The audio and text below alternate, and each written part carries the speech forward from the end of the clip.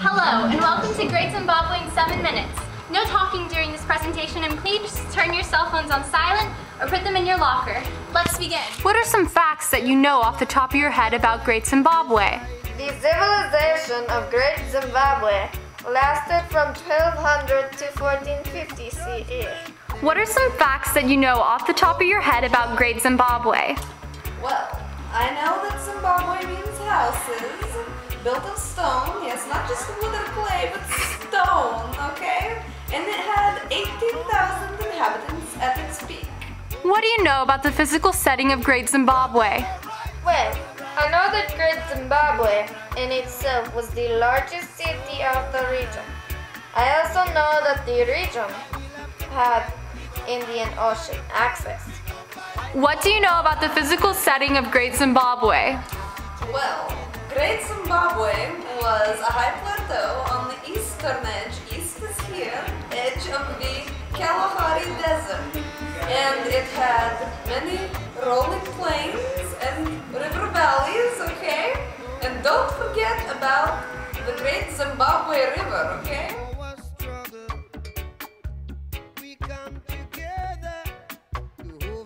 What do you know about the people of Great Zimbabwe? Not much is known about Great Zimbabwe because it didn't have an earth language and no oral stories survive.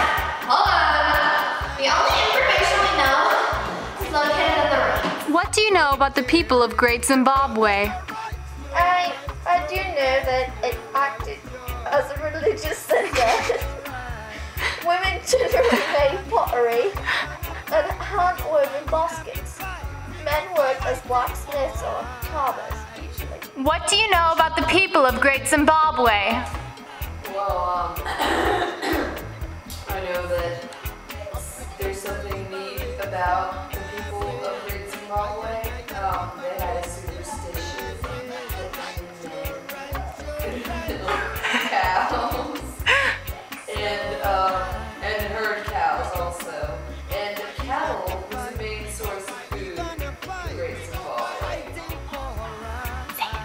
Great Zimbabwe. What is it? Great Zimbabwe, I love them. You love Great Zimbabwe? Yeah. Is it cool? Yeah. Yeah? Is it really cool? Yeah. What's your name? Will. Will, why do you like Great Zimbabwe? Because I do.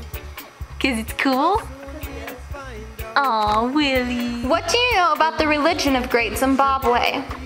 I know that the people of Great Zimbabwe focused on the concept of spirits.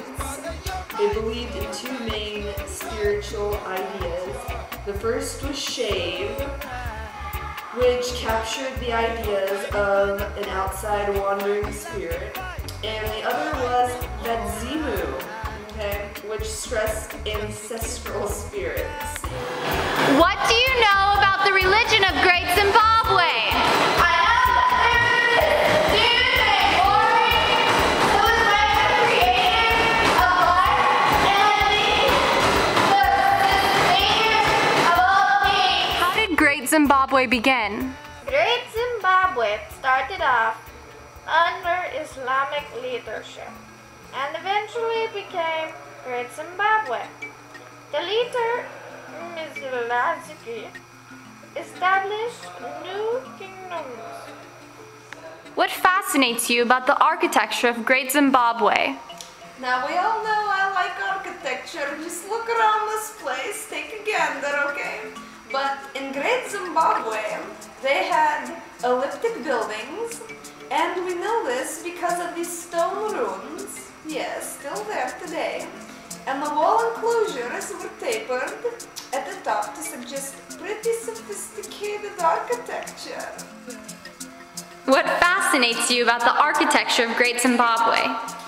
The granite walls were 32 feet high and up to 17 feet thick. In Great Zimbabwe, the bigger granite walls you had, the higher status you wore. Do you know of any enemies of Great Zimbabwe?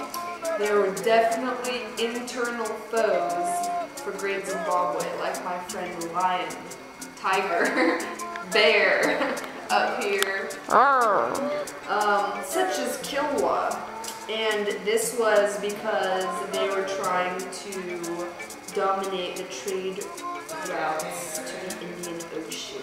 What do you know about the economy of Great Zimbabwe? Well, I know that cattle was the main resource and it was supplemented by trade. And there's a large quantity of granite and gold.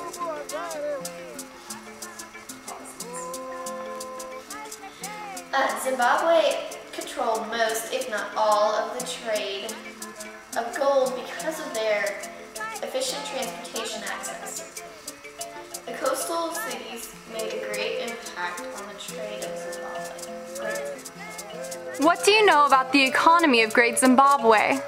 Some goods that were transported around the area were maize, millet, sorghum, rice, beans, manioc, peanuts.